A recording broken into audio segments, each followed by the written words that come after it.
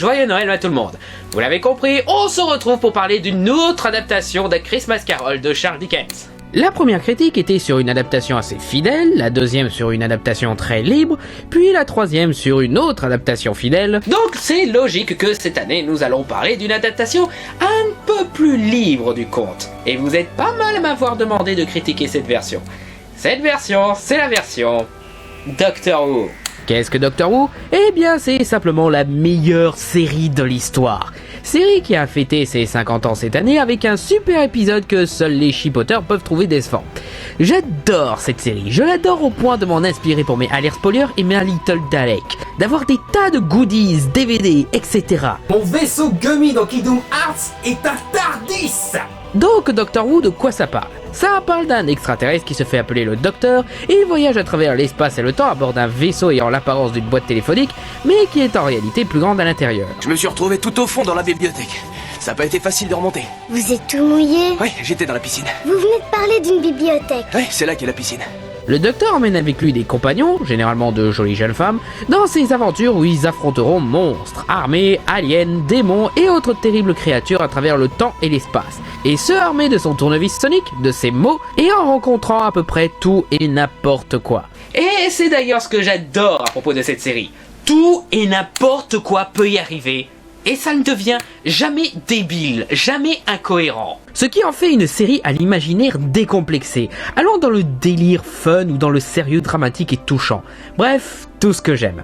Ils peuvent même changer l'acteur principal en expliquant que quand il approche de la mort, il peut se régénérer et changer de visage, ce qui a permis à la série de vivre tant d'années. Même au niveau des méchants, tu peux mettre un batteur à œufs et une ventouse sur une poubelle et en faire de super méchants. Et pour les fans qui me poseront des questions, non, je n'ai pas vu la première série. J'ai vu quelques épisodes avec Tom Baker et Peter Davidson, qui était excellent, mais les Cybermen ont pas mal vieilli quand même. Mon docteur préféré est David Tennant, et dans les classiques, je pense que Sylvester McCoy serait parti pour être un de mes préférés. Peter Capaldi sera sûrement excellent en 12e Docteur, pour l'instant je l'ai trouvé excellent dans The Hour. Mes compagnons préférés sont Donna Noble et Rory Williams, et mon méchant préféré est le Maître. Mais enfin, la série a certaines coutumes, et l'une d'entre elles est l'épisode spécial Noël. La série originale ne faisait pas trop ça, mais la nouvelle série s'est fait plaisir en faisant un épisode spécial Noël chaque année.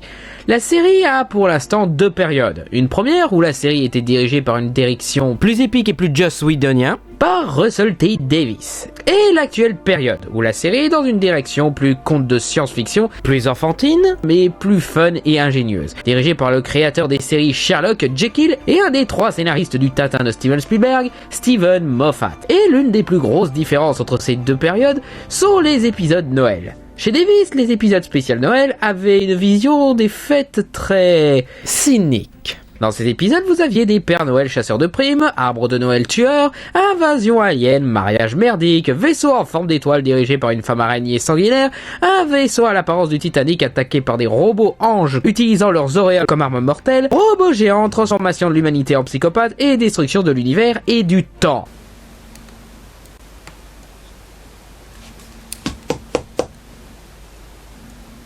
Non, c'est juste que j'adore cette série! La version Moffat, quant à elle, étant plus conte et enfantin, adapte plus des contes classiques à l'univers de Doctor Who, comme le Bonhomme de Neige, Narnia. Et ce qui nous intéresse aujourd'hui, A Christmas Carol, adapté dans l'épisode spécial Noël de la saison 5, Le fantôme des Noëls passés, qui est de loin mon épisode Noël préféré, avec l'épisode du Titanic et la prophétie de Noël. Dans cet épisode, les compagnons actuels du Docteur, les jeunes mariés Amy et Rory, se retrouvent durant leur lune de miel coincés dans un vaisseau de croisière pris dans une tempête sur une planète alien qui aura raison du vaisseau dans moins d'une heure. Cette tempête est en partie contrôlée par le Scrooge de cette histoire, Kazran Sardik, joué par Dumbledore lui-même, Michael Gambon. Sardik est le seul à pouvoir arrêter la tempête grâce à une machine, mais Sardik refuse, car il s'en fiche, et veut montrer à la planète qui est le patron. Mais le 11e Docteur, joué par l'excellent Matt Smith, ne l'entend pas de cette oreille, et aperçoit une once d'humanité chez Sardik. Il a alors une idée pour convaincre Sardik de sauver ses compagnons. Docteur, je vous entends mal. Qu'est-ce que c'est? Des gens qui chantent? C'est un chant de Noël. Quoi? Un chant de Noël. Quoi? Un chant de Noël! Qui êtes-vous? Ce soir, je suis le fantôme des Noëls passés. Mais il ne se contente pas de juste montrer à Kazram ses précédents Noël et compter sur le fait que ça le rendra plus gentil et serein. Non, il remonte dans le passé pour réécrire ses Noëls passés, lui faisant vivre chaque Noël de superbes aventures, comprenant notamment un requin nageant dans les nuages, putain que cette série est géniale, et une très jolie jeune femme enfermée dans la glace au chant envoûtant nommée Abigail, jouée par la chanteuse d'opéra Katherine Jenkins, ce qui transforme ses mauvais souvenirs de nuits solitaires en nuits magiques et plein d'amour. Ce qui sera suivi du fantôme des Noëls présents incarné par Amy. Hé, on arrête de mater, ok? Vous vous êtes changé en Rome? Ouais, ça m'arrive. Et du fantôme des Noëls futurs dont je vous garde la surprise tant c'est putain d'ingénieux et bien trouvé. Donc, qu'est-ce qui fait que cet épisode est si génial ? Eh bien déjà, tout ce qui fait le charme de la série en elle-même pour commencer, à savoir l'imagination décomplexée comme des poissons nageant dans les nuages d'une planète alien ou le style de Moffat des contes de SF parfaitement représenté dans cet épisode qui est un pur conte basé sur le voyage temporel, des poissons aliens et une machine contrôlant les nuages. Et le tout écrit avec le même charme, la même ingéniosité et la même magie qu'un conte. Ce qui est d'ailleurs renforcé par le talent de Matt Smith en 11e Docteur. Durant la 5e saison, je trouvais Matt Smith excellent dans le rôle, mais il n'était pas encore digne d'être l'un de mes docteurs préférés. Mais cet épisode m'a rappelé pourquoi il est digne de l'être, et fut une parfaite confirmation que, oui, ce mec est le docteur, et un super docteur. Son docteur est une sorte de Peter Pan, une créature bizarre mais magique, aventurier, pleine de bonnes surprises, optimiste et bon enfant, capable d'amener son entourage à révéler le meilleur d'eux-mêmes. J'adore ses petites manies, sa façon de parler à la fois excentrique et classe. Et cet épisode est rempli de quelques de mes citations préférées de Matt Smith. Il n'y a pas de Père Noël, ça n'existe pas. Ah non?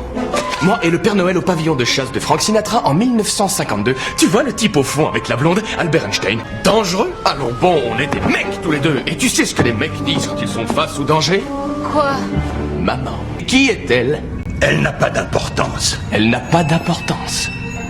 Ma parole, c'est incroyable.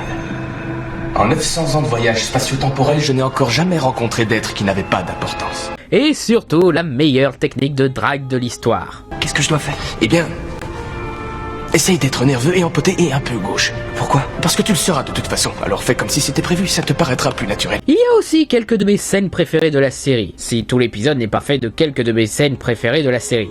Pour n'en citer qu'une, le docteur conduisant un traîneau porté par un requin volant.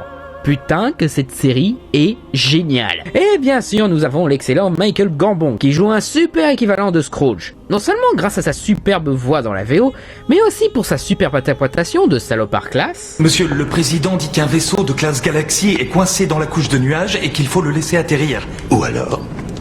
Eh bien, ou alors il va s'écraser. Oh, ça reste une sorte d'atterrissage, non? Du vieil homme retrouvant son âme d'enfant. Regarde mon pape, je le porte et je me fiche de la vie des gens. Tu me fais confiance? Oui. Oui. C'est pour ça que c'est cool. Au grincheux ayant vu le plus injuste de la vie. Je ne suis pas comme vous. Je ne veux surtout jamais être comme vous. Je ne changerai jamais et je n'en aurai jamais rien à faire.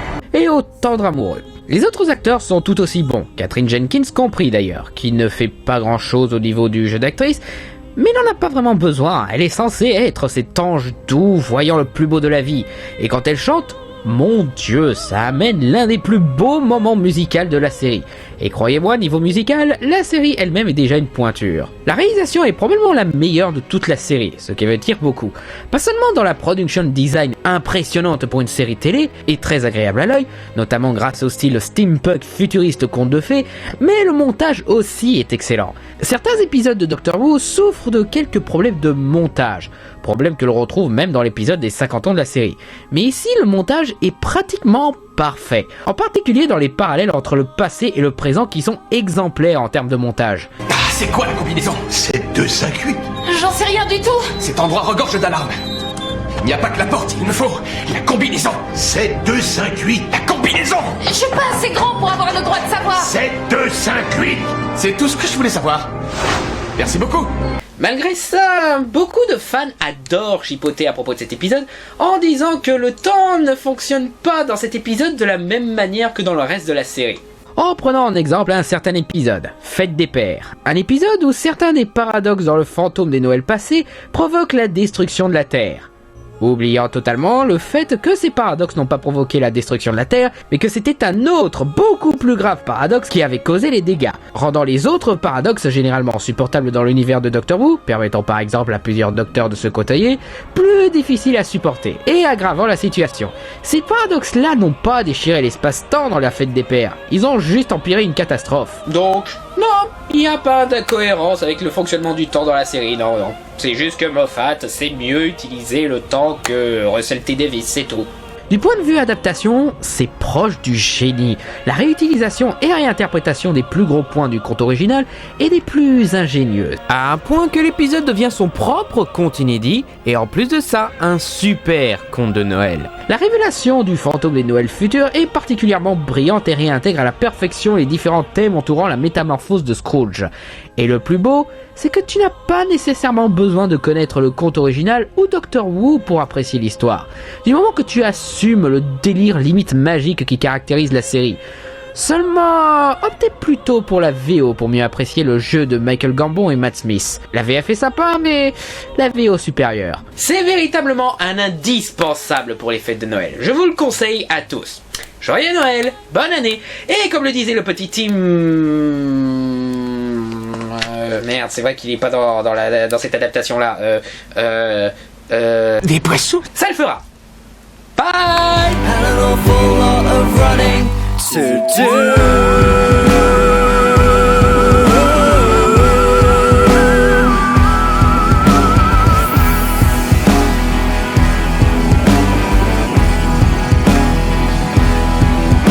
As a full-time companion, he gave me a key and a phone with a signal in every galaxy. As we fell through the vortex, I felt so free. Please don't let this danger just be another dream, 'cause my life before you was unreasonably mundane. Never been happier, although we face death every day. I wouldn't have it any other way. It's completely terrifying, but it's so exciting. You said I was brilliant. Où est-ce qu'ils sont, Kazran et Abigail? Parti faire un petit tour, j'imagine. Où ça? Noël? Noël? Ouais. Noël.